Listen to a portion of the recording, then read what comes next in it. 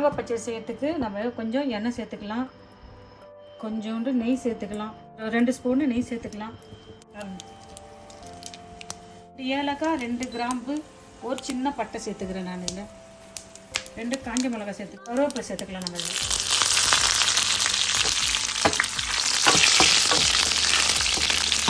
வச்ச கொஞ்சம் இஞ்சி சேர்த்துக்கிறோம்.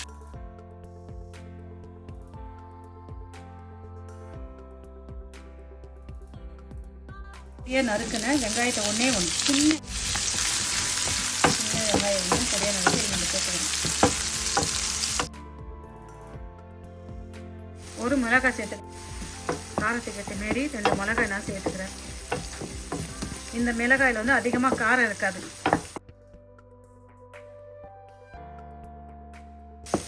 இது அப்படியே வதங்கட்டும். ஒரு 10 உலர்ந்த திராட்சை சேர்க்குறேன். 1 டேபிள் ஸ்பூன் அளவுக்கு கொஞ்சம் முந்திரி பயிர் சேர்க்குறேன். 1 டேபிள் ஸ்பூன் அளவுக்கு முந்திரி பயிர் சேர்க்குறேன். நல்லா அப்படியே வதங்குது. பொடியாக நறுக்கி வச்ச மாங்காயை சேர்த்து இதில் அப்படியே கலரணும்.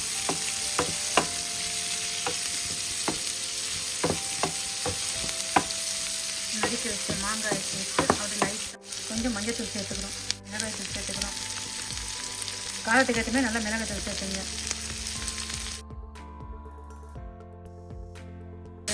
ஸ்பூன் சேர்த்துக்கிறேன்.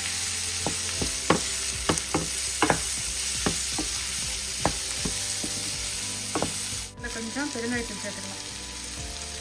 சுத்தமாக உப்பு சேர்த்துக்கலாம். இதில்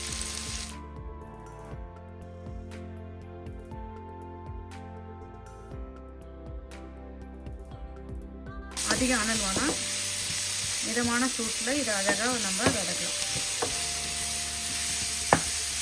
ஒரு 2 டேபிள் ஸ்பூன் அளவுக்கு வெல்லத்தை பொடி பண்ணி போட்டுக்கலாம். கொஞ்சமாக அதை தண்ணி சேர்த்துக்கலாம். ஒரு 2 டேபிள் ஸ்பூன் அளவு தண்ணி போட்டு 2 டேபிள் ஸ்பூன் அளவுக்கு தண்ணி போட்டு இதை அப்படியே செஞ்சுக்கலாம். உப்பு பதம் பார்த்துங்க, காரம் பார்த்துங்க. அதிகம் காரம் சேர்த்துக்கக்கூடாது. இனிப்புக்கு ஏற்ற காரம் சமையல் சேர்க்கணுங்க. இனிப்புக்கு ஏற்ற காரம் சேர்த்துட்டு கொஞ்சம் மிதமான சூட்டில் ஒரு 2 நிமிஷம் வேகட்டும். மிதமான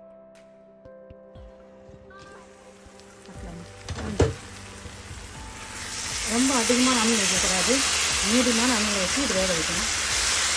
அதிகமாக தண்ணி நான் சேர்க்கல, சுத்தமாக தண்ணி வச்சுக்கிறேன். இனிப்பு காரம் பார்த்து போட்டுங்க.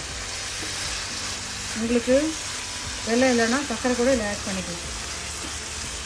1 டேபிள் ஸ்பூன் நெய் சேர்த்திங்கன்னா இன்னும் நல்லாயிருக்கும், ரொம்ப நல்லாயிருக்கும். காட்டு பார்க்கலாமா? வாங்க.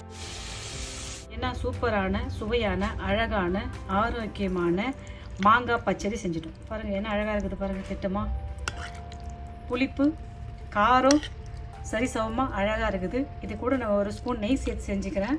நீங்களும் நெய் சேர்த்து செஞ்சு பாருங்கள், ரொம்ப நல்லாயிருக்கும். கொஞ்சம் இதில் முந்திரி பயிர் போட்டுக்கிறேன்.